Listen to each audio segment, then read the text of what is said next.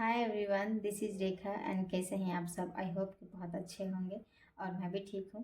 बहुत दिनों बाद व्लॉग जाने वाला है बिकॉज़ एग्ज़ाम आ गई थी रीट की और फिर मैं गांव चली गई थी अपने मायके ससुराल। तो फिर घर पे तो पॉसिबल नहीं था वीडियो बनाना एंड मैं वापस आ चुकी हूँ अपनी जगह, मतलब जहाँ मैं रहती करती हूँ वहाँ पे।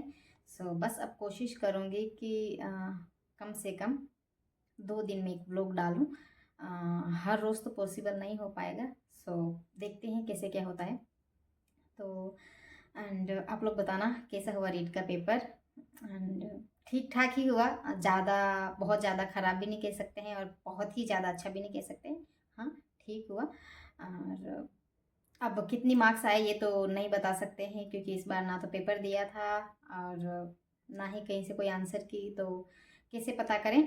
तो बस रिजल्ट आएगा उसके बाद देखा जाएगा एंड अच्छा ही आएगा, पॉजिटिव ही आएगा। तो बस।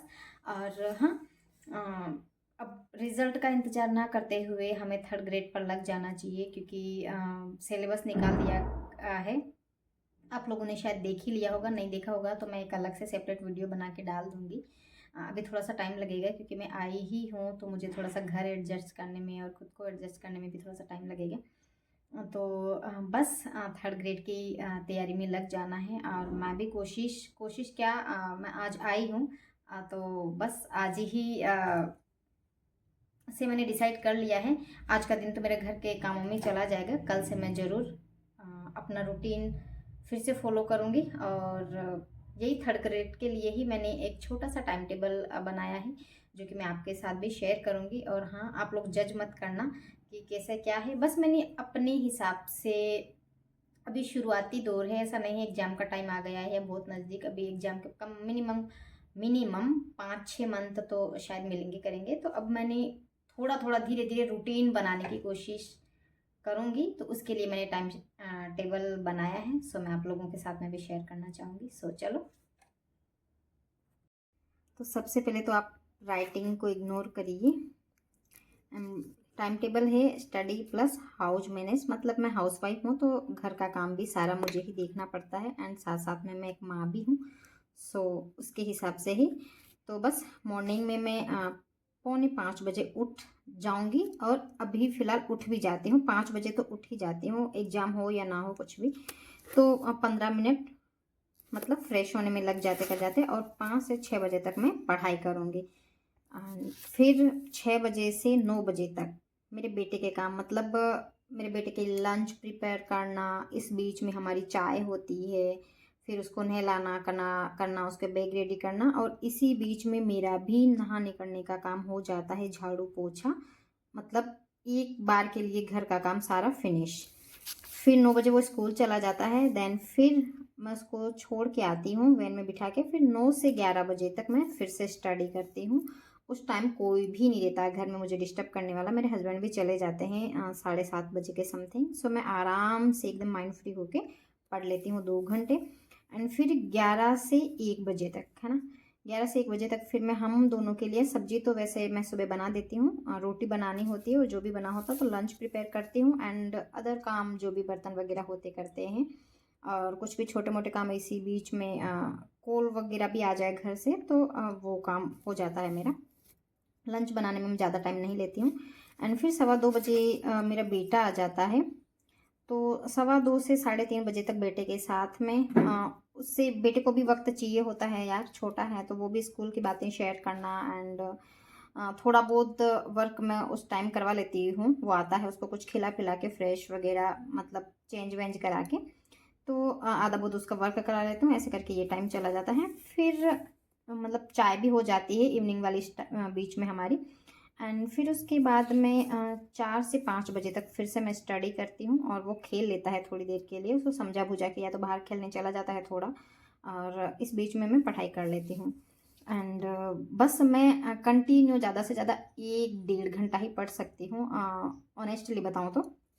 एंड फिर 5 से 6 बजे तक मैं पूरा टाइम उसको ही देती हूँ क्योंकि अकेला रह गया कर गया और आस पड़ोस में बच्चे हैं पर नीचे हैं, हम ज़्यादा थोड़े से ऊपर रहते हैं थर्ड फ्लोर पे, और वो बच्चों के साथ में उसकी थोड़ी कम बनती है और जो बच्चे हैं वो भी बड़े हैं, तो अब फिर नहीं जाता कर जाता, तो मैं खेलती हूँ उसके साथ में। क्रिकेट खेलना है, मतलब कुछ भी छोटे मोटे जो भी उसको खुशी मिलती है ना, वो सारे गेम खेलते हैं।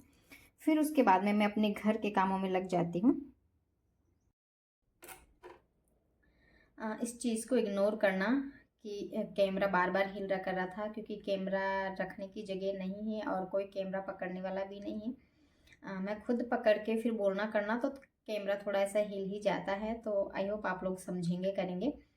तो बस 6 बजे तक हमारा ये रहता है, एंड मतलब 6 बजे के बाद में फिर घर के कामों में लग जाती हूँ। छोटे मोटे बहुत सारे काम होते हैं, आप लोग समझते ही होंगे।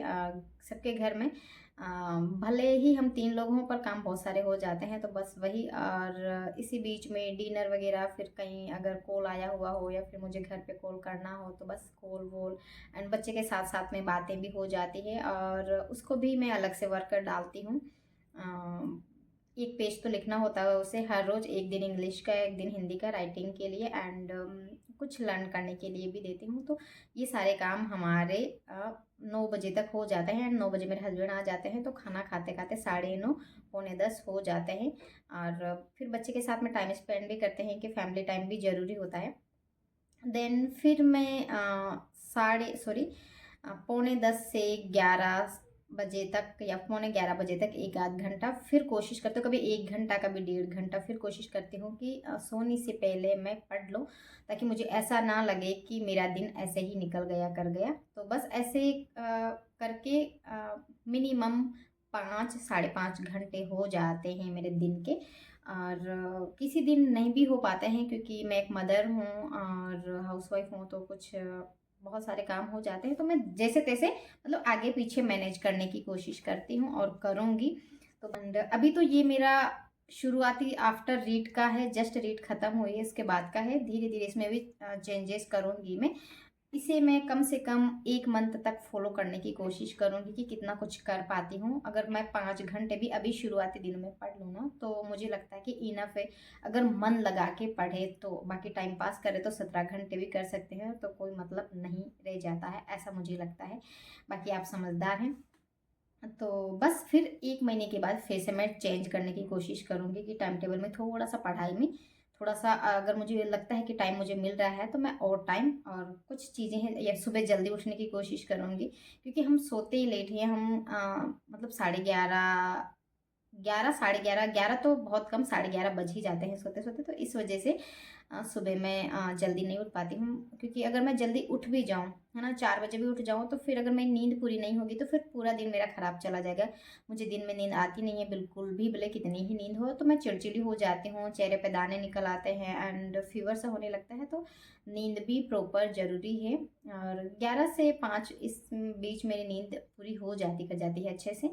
सो बस यही था। आई होप आपको अच्छा लगा होगा। अच्छा लगा हो तो लाइक शेयर एंड सब्सक्राइब करना, और अगर आप मेरे चैनल पर फर्स्ट बार जुड़े हो, तो प्लीज़ प्लीज़ सब्सक्राइब कर देना, क्योंकि मैं अपनी जर्नी शेयर करने वाली हूँ। तो आप लोग भी जुड़ सकते हैं, एंड आप लोग भी मुझे कमेंट के थ्रू बता सकते हैं, बड़ा मज़ा आएगा। सो चलो, bye bye and take care.